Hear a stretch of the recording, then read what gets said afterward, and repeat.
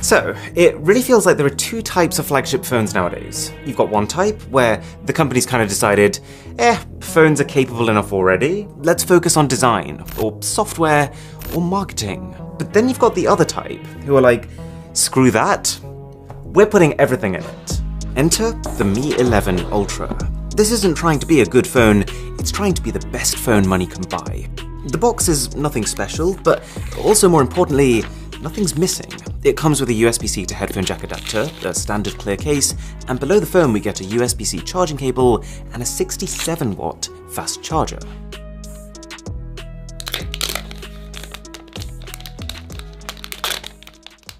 Let's get one thing out the way.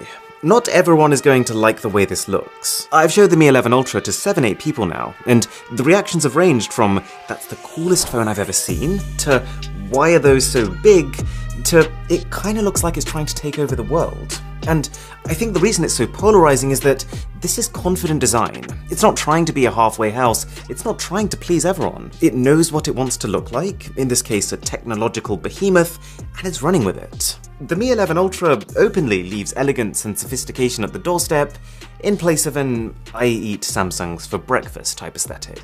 And I think it works. It proudly flaunts its specs, the lenses are enormous, the camera module itself takes up a literal quarter of the phone, and it actually isn't as much of a nuisance as I was expecting it to be. Yes, it collects dust, you can probably see some up top here, but because the camera module doesn't stretch down that much, it's surprisingly out the way of fingers. And because it's so wide, instead of worsening the wobble problem, like a lot of these big cameras do, it solves the wobble problem. Also, this is not glass. They've actually ditched it in place of ceramic, which is often considered to be the pro material, but I'm not actually completely sold on that. I think I just prefer the convenience of matte glass versus Fingerprint City over here. And this phone was already going to be heavy. The density of ceramic pushes it further into one of the heaviest phones I've ever used. It's not been an issue for me, but it has been for some of the people who I've handed it to. And God help whoever accidentally drops this on their face one night.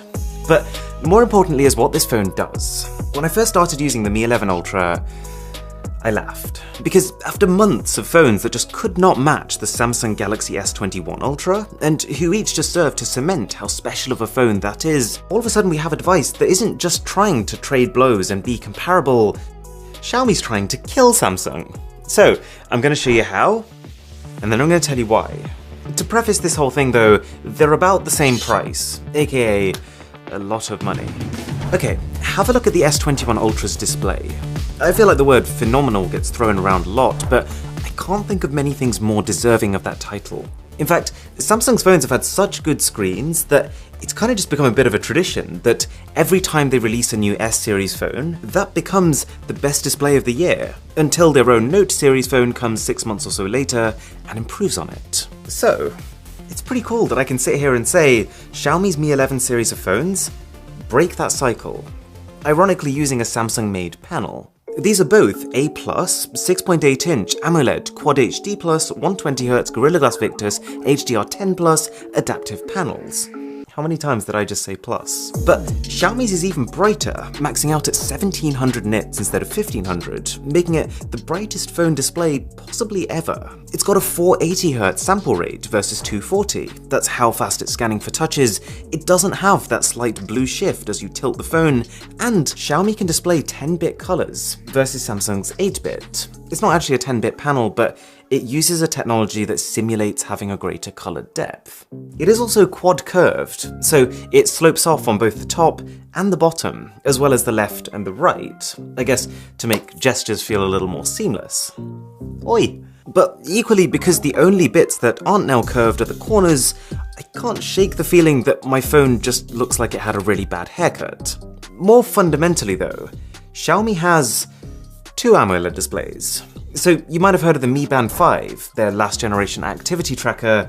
They've basically taken the screen of that and slapped it on the back of this phone. And on one hand, this little thing doesn't really do much that we've not already seen before from those proper dual screen phones. But A, it's still impressive that it can do many of those same things, whilst only actually being a side feature instead of the primary gimmick. And B, by having it on this phone in particular, it enables something that I think has the potential to be a complete game changer.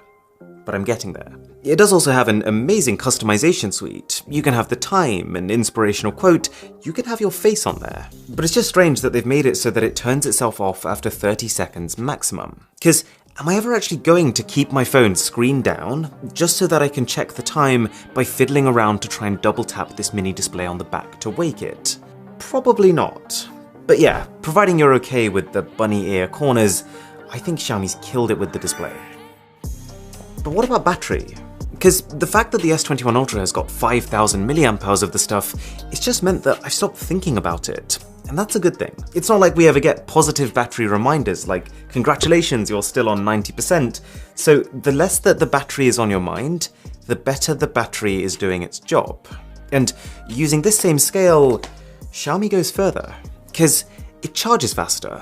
And I've said this before, faster charging is not necessarily a good thing. It can degrade the battery. It can mean they've got to split one cell into multiple cells, giving you a lower overall capacity. But they've kind of done fast charging here in a way that circumvents its main drawbacks. Like, you're still getting the same 5000 mAh of capacity, and roughly the same 6 hours of screen on time in a normal day with all settings maxed out, but instead of having a thicker battery to enable that fast charging, we've actually got a thinner battery, thanks to apparently new materials. And as for how much faster it charges, well, instead of 70 minutes on the S21 Ultra, I'm getting 40 on Xiaomi. And while with Xiaomi you can also charge roughly at the same speed wirelessly too, that takes 120 on the Samsung, or 3 times longer.